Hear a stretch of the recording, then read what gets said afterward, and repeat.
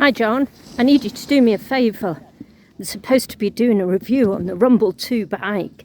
Can you take it out for a test drive for me, please? I'm a bit distracted.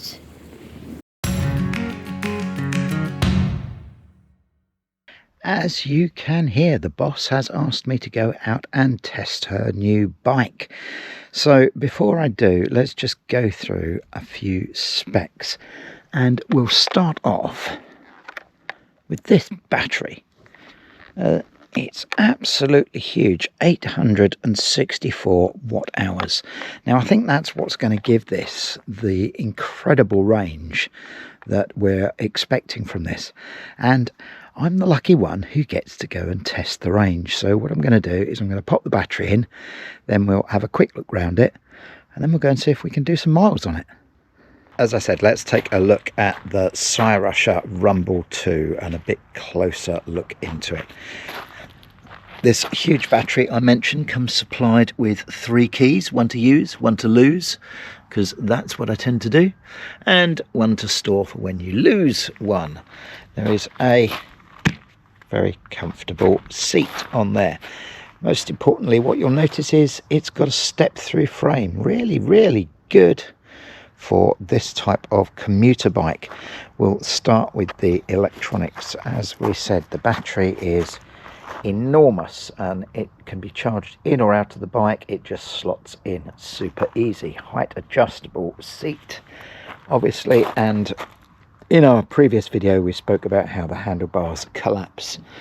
The system itself comes with a built-in colour screen, there we go, and a simple nice waterproof control panel with really soft squishy buttons. Up changes the power, down changes the power. You can turn on the lights, and there is an information button which flicks through the various screens available. So it comes with 20 by 4.0 fat tyres. There is a 250 watt hub mounted motor. Why is that important? That means it's street legal to use in the UK and the EU. So that is a big deal. Gears are Shimano Tournai, which are very reliable 7-speed. As you can see, there's a nice big sprocket on the front, and it has a built-in torque sensor. The chain is a KMC stainless steel one. Disc brakes at the rear and at the front. They are 180 millimeters, I believe.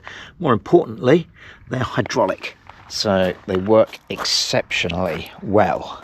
And there's a really hefty rear carrier fitted. So as this is a commuter bike, it's great for putting all your stuff on. There are baskets that you can get direct from Cyrusher to fit there. On the down tube, there is a standard fitting for water bottles. We come round to the front. There is fittings for baskets and adapters. Again, you can get these directly from the Cyrusher site. One thing I really like about this is that the frame number is very visible right on the front. That's a good anti-theft deterrent. Handlebars are adjustable. We covered that in our first video. The front forks, there's plenty of travel. They are adjustable, as you can see at the top here. The bike comes with built-in lights ready fitted. So the lights front and back are controlled by the single control panel. Moving round to the back, you can see the rear light is nicely protected underneath the carrier. Gear change is Shimano. One click for up and clicks for down. Really simple, one-handed use. Nice and easy. Shimano is a good, reliable brand. So it comes with lovely metal pedals, really good reflectors both sides. More importantly, exceptionally good grip, so keeps your feet well in place without the need for clips or anything like that. There you go. That's a quick overview of the Rumble 2. So that's the basic specs on the Cyrusher Rumble 2. So let's get going, take it out for a ride and see how it really feels on the road. Sun's kind of out, it's about 3:30 in the afternoon. Let's go and take this out for an hour or so, see how many miles and kilometres we can get under our belt in an hour, see what the battery state is like when we get back, and we can work out a range on that. Can't be any longer. The dog's looked at me as if I'm leaving her forever and she wants me to take her for a walk. So let's crack on with this, shall we?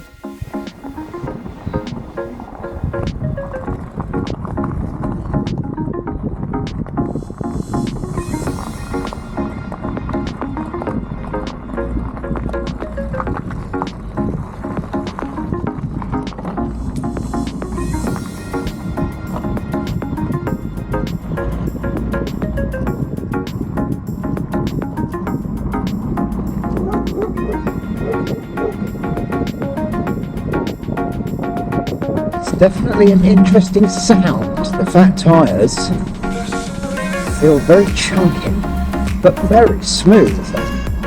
Our road is awful. It's definitely soaking up some of the bumps.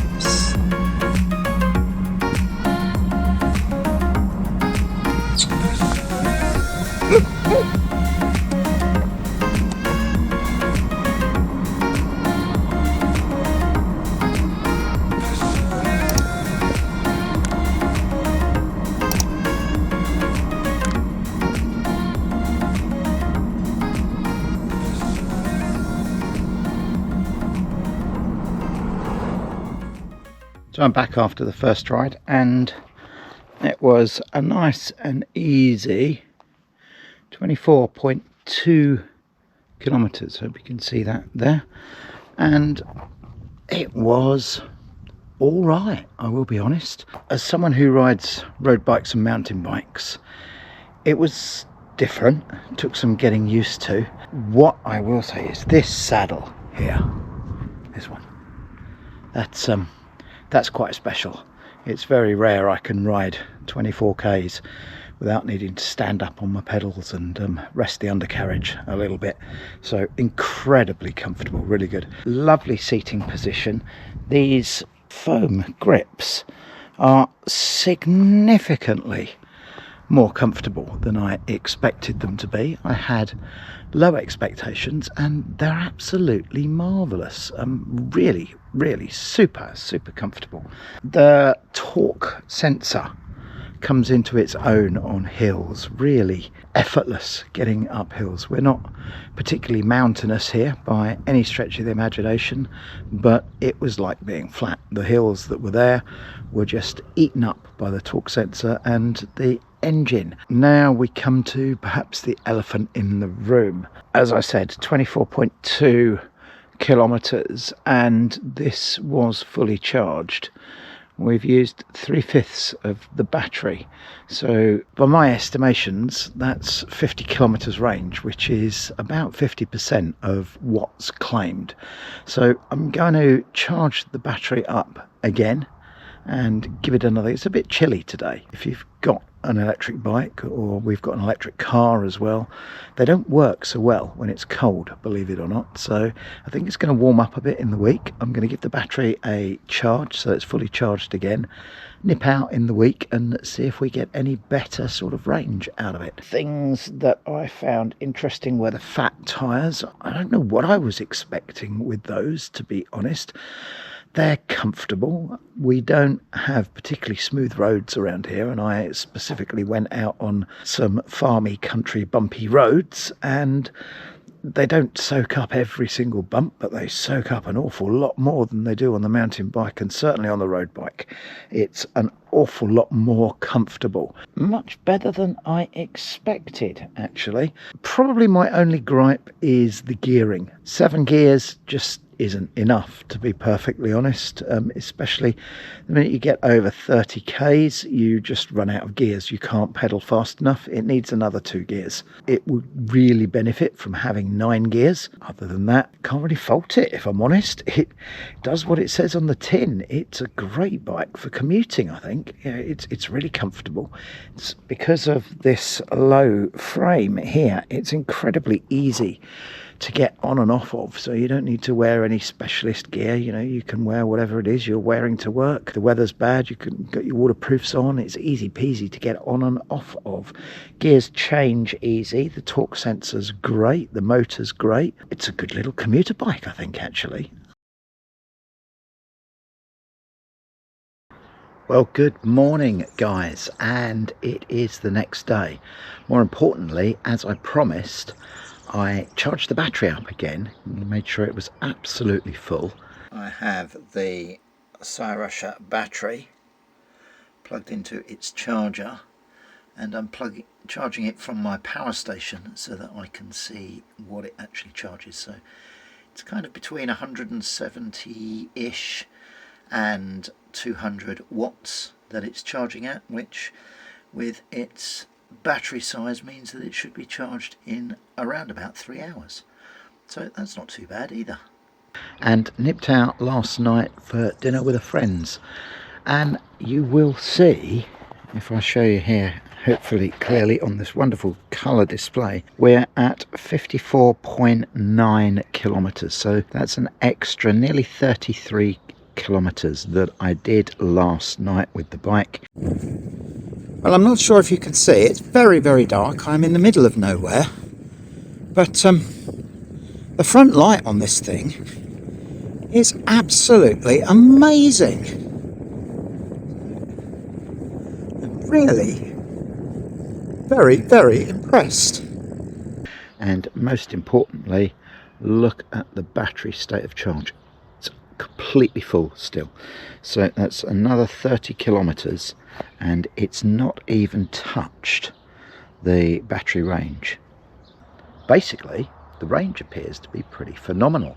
By my calculations, it should easily meet the 90 kilometres that Cyrusher have said, and if you ride it sensibly, I had it in power levels 1 and 2 mainly, popped up onto 3 for one of the big hills. Other than that, I didn't need to go to 4 and 5. So if you ride it sensibly, I wouldn't be surprised if you actually well and truly smash that. This is a 100-kilometre bike quite easily. More importantly, this saddle will work for 100 kilometers as well. Believe me, on a bike, that's an important thing. So now, after this quick update, back to the rest of the video. We really like the bike. We've had good fun with it. And if you'd like what we've shown you and you'd like to grab one for yourself, there is a discount code here, and it will be down in the description as well. It will give you 80 euros off, and I will put in the links for both the European and the UK shop. Thank you very much for taking the time to watch. If you haven't done already, please do the usual thing and hit like, share the video with your friends, and subscribe to us. That way you'll always be notified when something else is new and coming up, and every one of these helps us grow that little bit. So thank you very much for taking the time. Thanks for watching. Hopefully the dog hasn't been having a poo.